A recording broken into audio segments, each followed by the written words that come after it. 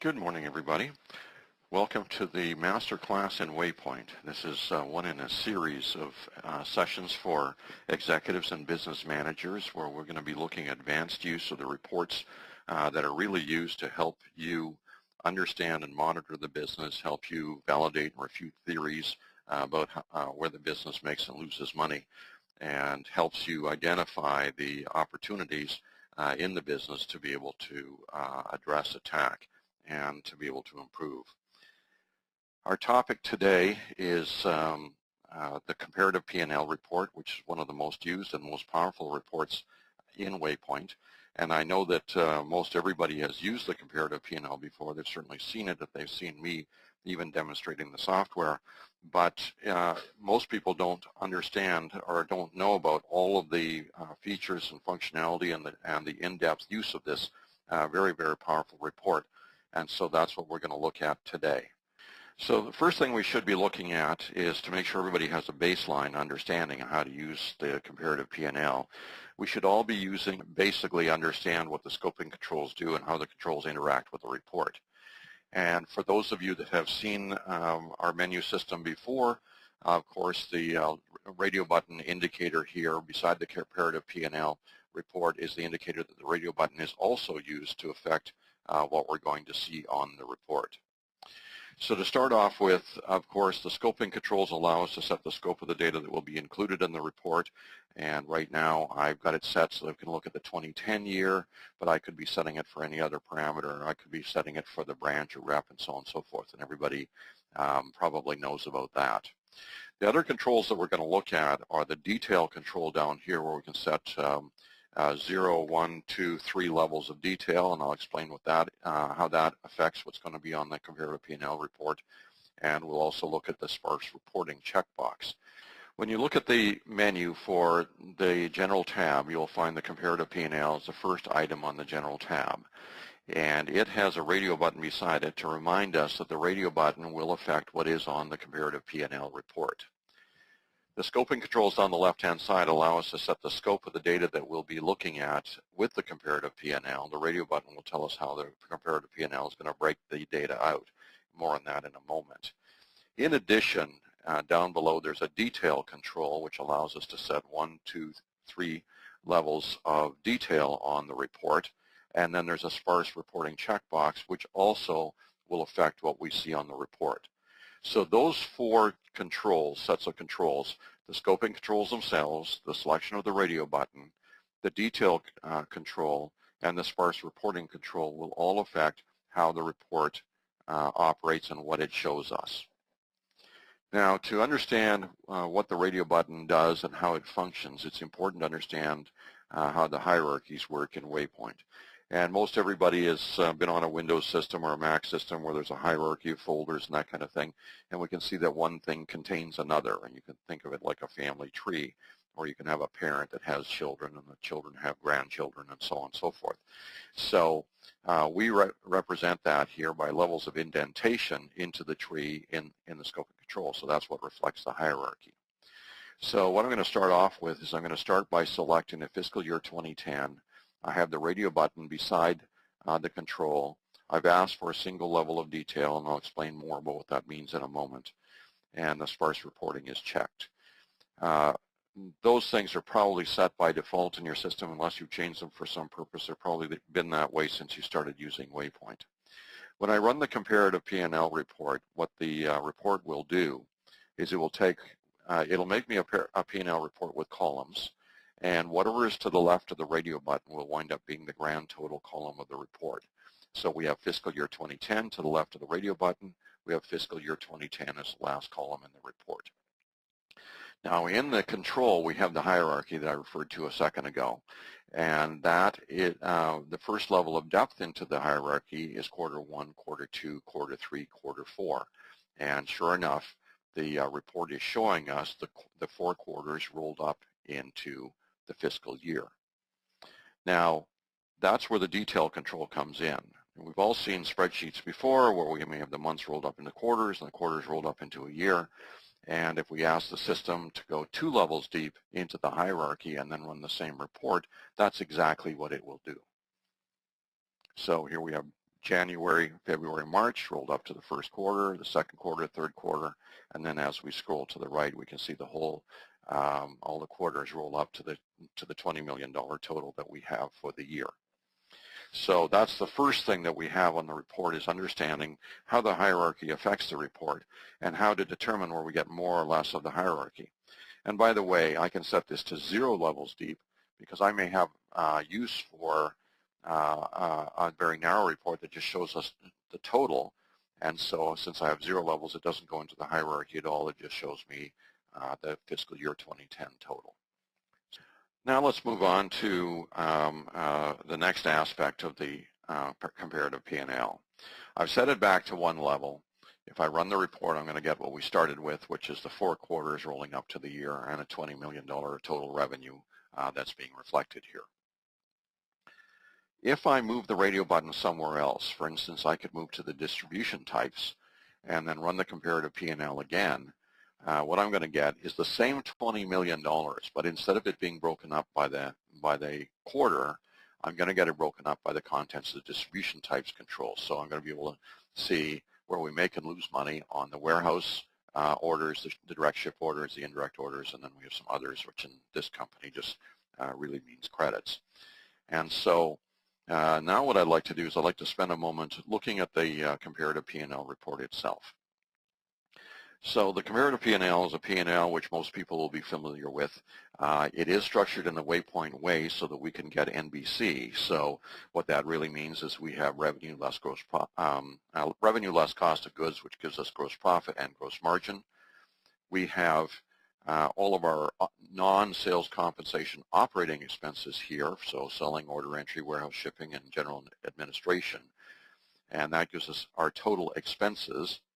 Then we have the NBC, how much money is left after we've sold and paid for the product and paid for all of our operations delivered in the customer's hands.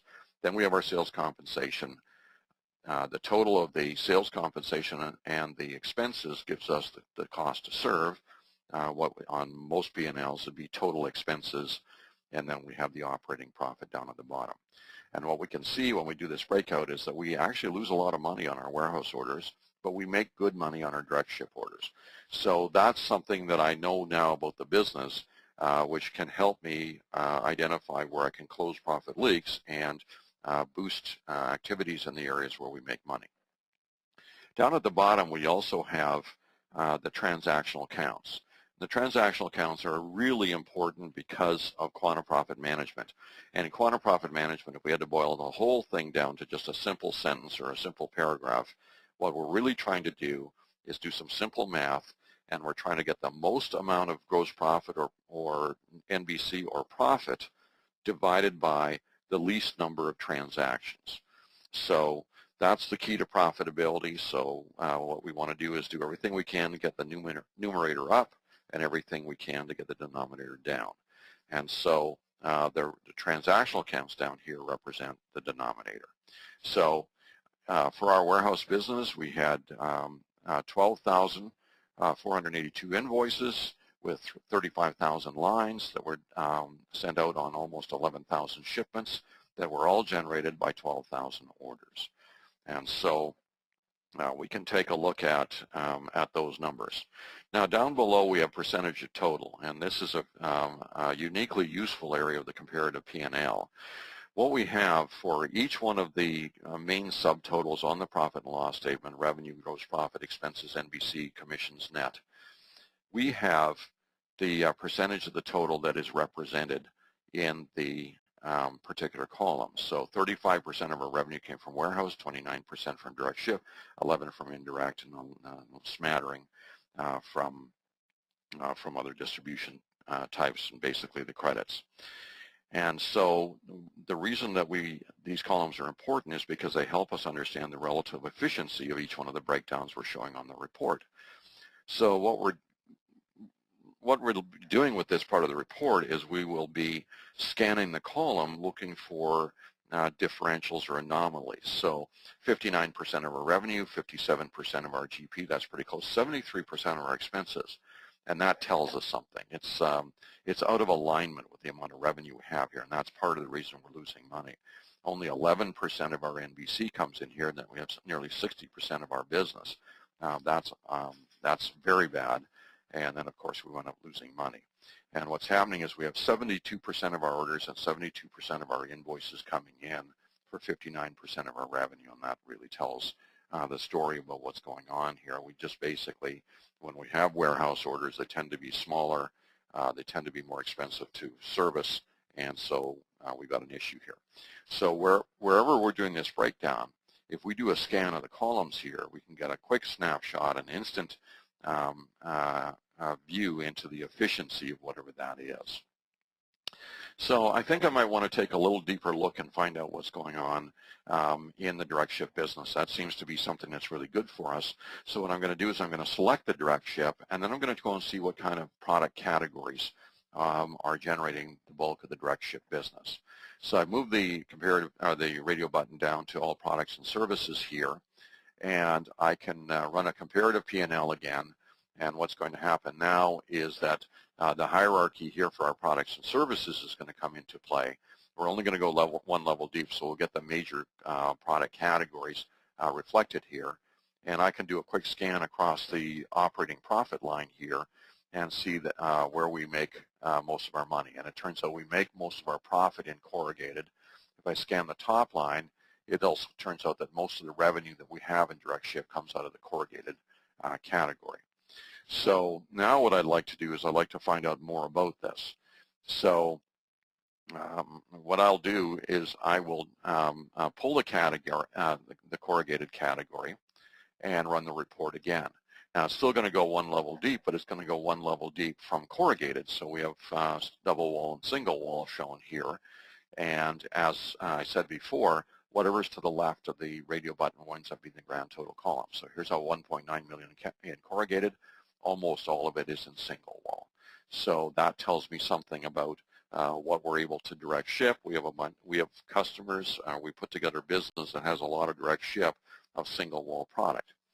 So now what I might want to do is I want to find out who is actually selling that. So I'll go back to the branch, not to the branches, but to the rep list here. And the first thing I will do, recognizing that my hierarchy here shows each of the branch managers, and then under that we have the reps that work in the branch. So the first thing I can do by moving the radio button there and running the report again is I can see my 1.9 million, and I can see that more of it is sold in Fairview than anywhere else. Basically more than half of it is being sold in Fairview, or about half of it is in Fairview. Now I'd like to go a little bit deeper and see who in Fairview is doing that. So I'm going to go see across all of my reps who sells the most. So I'm going to go 2 levels deep. Now I'm going to see all the reps. And as I do a quick scan across here, April Barnell is the top rep. She's got almost 700,000 of direct ship in corrugated. And so now what I can do is I want to see how she's doing. And I can see that she actually generates $131,000 of profit on that. In fact, $182,000 in NBC. So that's a really nice piece of business for us. So in just a few minutes, what I've been able to do is find out where we're making and losing money on the whole.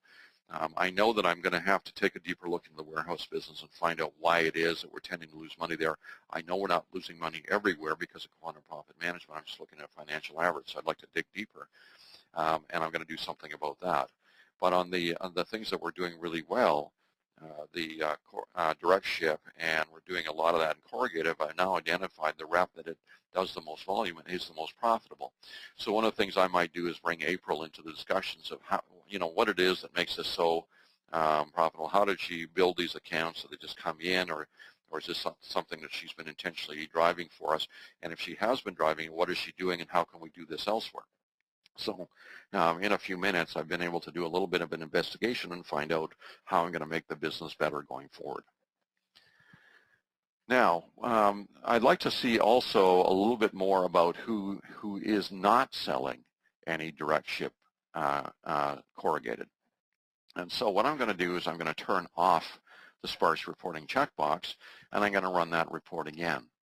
Now, what the sparse reporting checkbox does, it keeps the reports from getting cluttered up by empty rows and columns that have that basically just don't contain any information. But in this case, I'm looking for the places where there's no information, i.e. no sales. And so what I'm doing is I've turned off the sparse reporting and run the report again. Now Joel Dotson shows up. He hasn't sold any direct ship in corrugated at all. Neither has Claudia Frederick. And so now I'm able to identify the gaps that we have in the organization for selling this kind of business. And the corrugated might be a little bit too deep a dive. Maybe some of our reps don't have any customers that buy corrugated. So I think what I'll do is I'll just back off the corrugated selection, just go back to all products or all direct ship products, and go looking for reps that don't have any direct ship business at all. So here we have Kerry Hargrave and Sherry McVeigh, and we have a number of other reps that just don't sell any direct. And now I can ask the managers why that is and see if maybe we can do something to spur a little bit more sales of the business that seems to be quite profitable for us. Now, having said that, the other thing I'd like to do is I'll turn the sparse reporting back on and run the report again, and I'll look for another aspect of what's going on in the business. I'm going to look for people that have direct ship business, but it is being sold at a loss. And it turns out we only have one person. No, actually we have a couple of people. Joe Posey has $84,000 of direct ship business. It's being sold at a loss, and it's at a 15.5 margin, when across the board in our company, our margin is 22.7 on direct ship. And I think what's happened is Joe, and let's see who else we might have here. Yeah. Looks like Joe's the anomaly, but one of the real risks with direct ship business is that everybody kind of recognizes that the costs are lower doing directs because we don't have the transport and warehousing costs normally associated with the business. And the logic is that we should be able to provide the product at a lower price because of this. But one of the real risks that we run is over discounting it or overestimating the savings. It may be that it cuts 2 or 3 or 4% off of our operating costs when we do something direct, but we may be giving away 10 or 15% of margin in doing it and winding up underwater. So it's one of the things that we want to watch for as managers to make sure that we're not over discounting when we're doing the direct business. So there's a way of taking a look at what that business could be like. Okay. So let's go back and look at some more of the advanced uses of WayPoint. And so I'm going to go back to the products and services, go back to the corrugated and direct ship. And instead of looking at the reps, I'd like to know who the customers are that are basically buying that product, or they're taking the corrugated on a direct ship basis. And so what I can do with the selections that I have is I can run the report for all of the customers, and I can see that there's 492,000 going just to Statoil Marketing, one customer, and sure enough, this will be April's customer. All right, so in looking at the customers here, we can get a deeper insight into what's going on with these customers altogether. So I'd like to know how much of Statoil's business is represented by the corrugated and the direct ship. So what I can do is just let's take a look at direct and indirect for Statoil in the first place. So I'll go back to all business. I'll go back to all of their business, and I'll put the radio button on the distribution type. Now, if I right-click on Statoil and ask in the pop-up menu for a comparative P&L, what I'm going to see is, let me just switch over so you can see the screen that I see. There we go. What I see in the pop-up screen is that of all their business, and I do 819,000, almost 820 with us, we have 320,000 of warehouse and almost 500,000 of direct ships. There's a $500,000 of direct ship there. So again, I've used the comparative P&L within the customer to find out how their business breaks down and how profitable their business is within those sectors. And what's interesting, the direct ship business gives us about a 12% profit, and hats off to April for driving this business, and about almost 21% of bottom line profit in the direct ship So this is absolutely one of the biggest profit makers in our business. It's way above our company standards for profitability, and it's something that I'd love to be able to replicate, and I definitely need to protect. So I need to make sure that we own the customer relationship. I need to, and not April, so she doesn't leave and take the customer with her. So I got to get out and meet the customer and make sure that somebody besides April has a connection with this customer. And what I got to do is find out what the dynamics are that make this business work and go out and replicate them where I can. One other thing that we can do with the comparative P&L, like all reports in WayPoint, is we can use the print button to print them out. And we can also use the Excel button to download them into Excel so that we can do further processing on them. So if there's parts of the report that we didn't want to reveal, we could edit those out of the report. Maybe we don't want to show the bottom line when we're using the report for a certain purpose. Or maybe there's a couple of columns in the report that are not relevant to what we're doing, and we want to edit the report out in a way that WayPoint's not going to do for us. We can just put them in Excel and knock out the columns. We may want to draw a chart or a graph out of, maybe make a bar chart or a pie chart out of the NBC that's coming from out of the NBC row here to show a pie chart of where the bulk of our NBC comes from.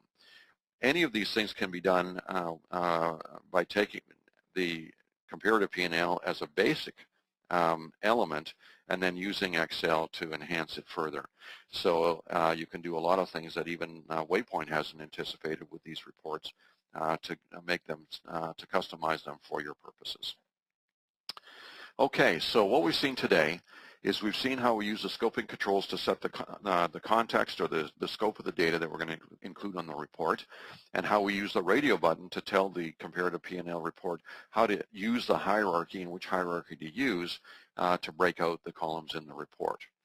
We've seen how to use the detail control to determine how deep into the hierarchy the report will show.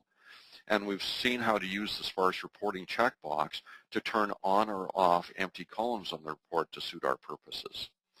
I think you'll agree that this is one of the most capable reports that we have in WayPoint.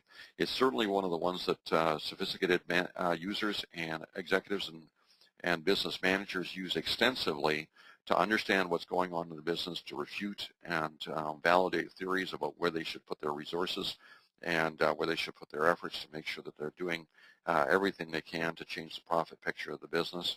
And I'm delighted that you spent some time with me today to hear about this report and learn more so that you too can avail yourself of all the advanced uses of this report. So thank you very much, and we'll see you next time. Hi, it's Randy McLean. If you found this video helpful, we have so much more to share with you. Just head over to our website and sign up for our Innovative Profit Tips series. It's a great collection of materials all designed to show you how to drive more profit in your business without necessarily having to add new sales. Just head over to APIC, that's APIC, conference.com/profit, or simply text your name and email address to 480-207-3433 and we'll get you started right away.